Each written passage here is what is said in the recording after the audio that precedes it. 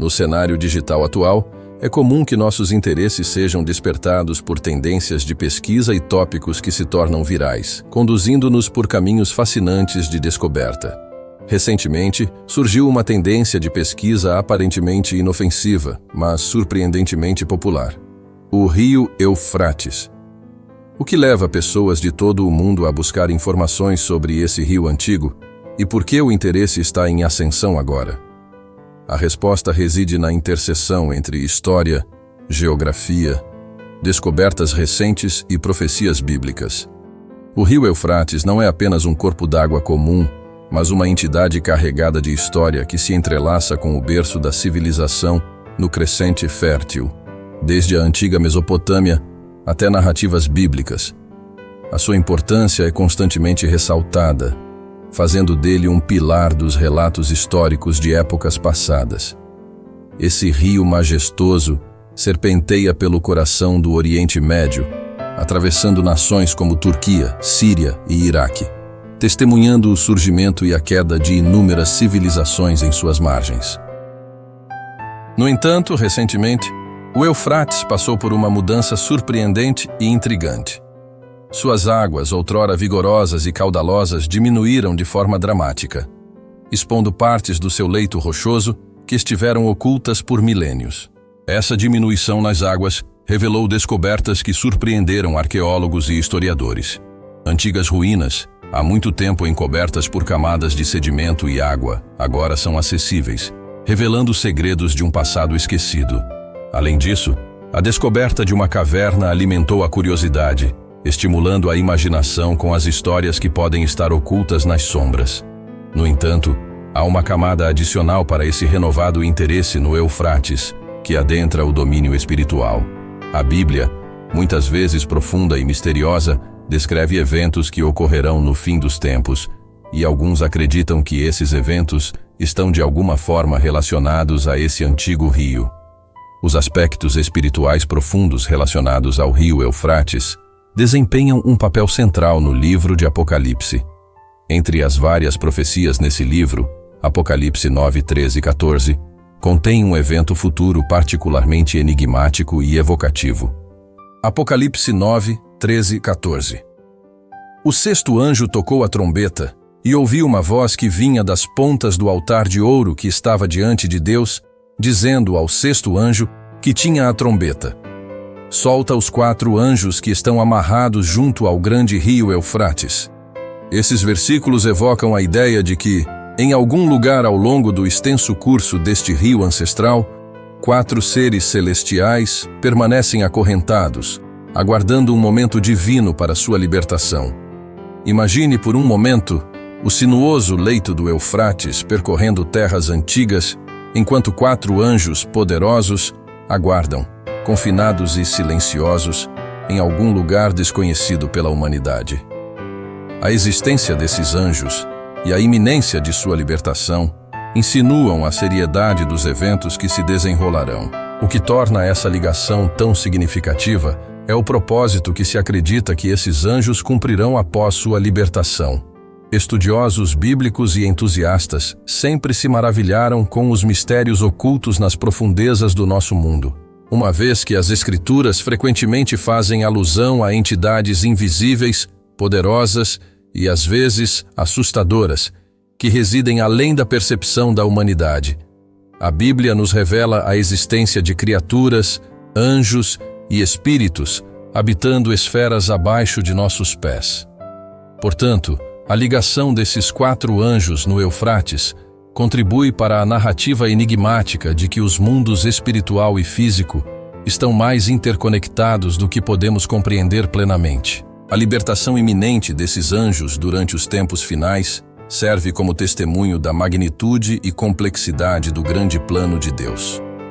Dos eventos desencadeados pelos selos do Apocalipse, que trazem os 4 cavaleiros do Apocalipse, cada um representando conquista, guerra, fome e morte, até o subsequente silêncio no céu, o toque das 7 trombetas, o surgimento de Apollyon, o destruidor, e culminando com as 7 taças da ira de Deus, uma verdade maior permanece inalterada: Deus é soberano.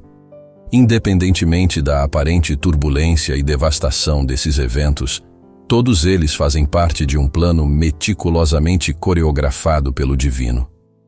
Nos tempos finais profetizados, o mal nunca alcança completo domínio. Em vez disso, cada evento, incluindo a libertação dos anjos, é permitido ou orquestrado por Deus, reafirmando sua onipotência e autoridade suprema sobre a criação. Vale ressaltar que esses anjos no rio Eufrates não escapam ou se libertam. Eles são libertados. No entanto, nosso foco atual não é neles. Vamos concentrar nossa atenção na redução das águas do rio Eufrates, um rio que flui desde o início da civilização e agora passa por mudanças significativas, destacando a natureza intrínseca da mudança, da impermanência e do eterno plano de Deus que se desdobra diante de nós. À medida que as águas do Eufrates diminuem, um número crescente de estudiosos bíblicos acredita que podemos estar testemunhando o cumprimento literal das profecias bíblicas. Tais afirmações não são feitas de ânimo leve. Afinal, o Eufrates não é apenas um marco geográfico. Ele está profundamente enraizado em narrativas escriturais, tornando qualquer mudança significativa em seu estado uma questão de profunda contemplação espiritual. Estamos vivendo em uma época em que o antigo e o moderno, o palpável e o espiritual, se entrelaçam de maneiras que nunca poderíamos ter imaginado. Nosso mundo globalizado significa que um rio secando em uma parte do mundo não afeta apenas o ecossistema local ou as comunidades vizinhas. Suas implicações se expandem, tocando a vida e as crenças de milhões, talvez bilhões de pessoas em todo o mundo.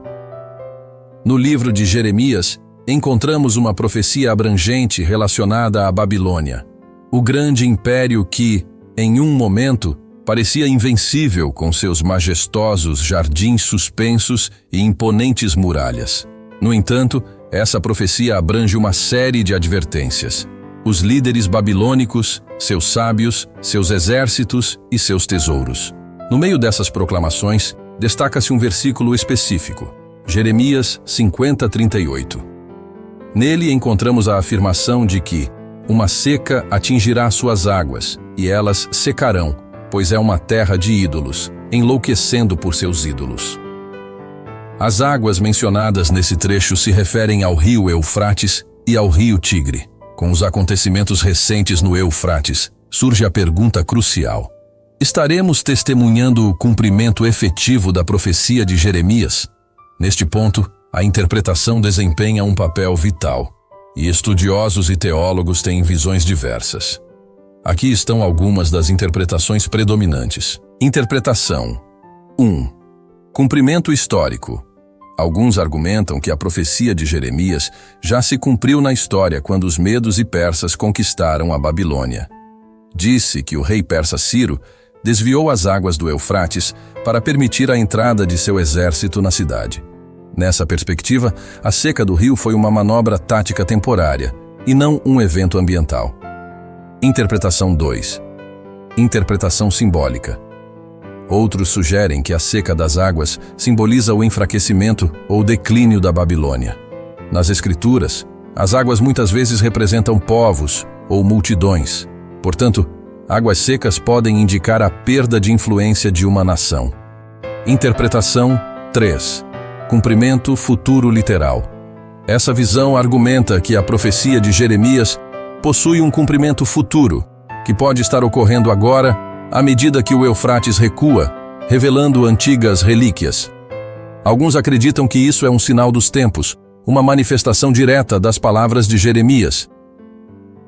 Os 7 julgamentos terríveis mencionados em Apocalipse representam o clímax dos eventos de crescente tribulação que seguem os 7 selos e as 7 trombetas. O 6º desses julgamentos, conforme delineado em Apocalipse 16:12, contém uma declaração particularmente surpreendente. O 6º anjo derramou a sua taça sobre o grande rio Eufrates, e a sua água secou, a fim de preparar o caminho para os reis que vêm do Oriente. Isso não se limita a um evento ambiental, mas sinaliza uma preparação para um grande exército vindo do Oriente atravessar o rio sem obstáculos. Essa profecia nos leva a um evento de proporções épicas. A reunião em Armagedon, onde os líderes mundiais se encontram neste campo lendário. O cenário está montado para um confronto decisivo. Após essa reunião, Jesus Cristo desce dos céus, montado em um cavalo branco, liderando os exércitos celestiais. Sua aparência não é a do humilde carpinteiro de Nazaré, mas a de um conquistador majestoso e resplandecente, com olhos que ardem como fogo, pronto para administrar a justiça e estabelecer seu reino eterno. O que pode parecer um conflito de proporções apocalípticas, deixa claro o seu resultado. A besta, o falso profeta e todas as forças malignas serão derrotadas e lançadas no lago de fogo.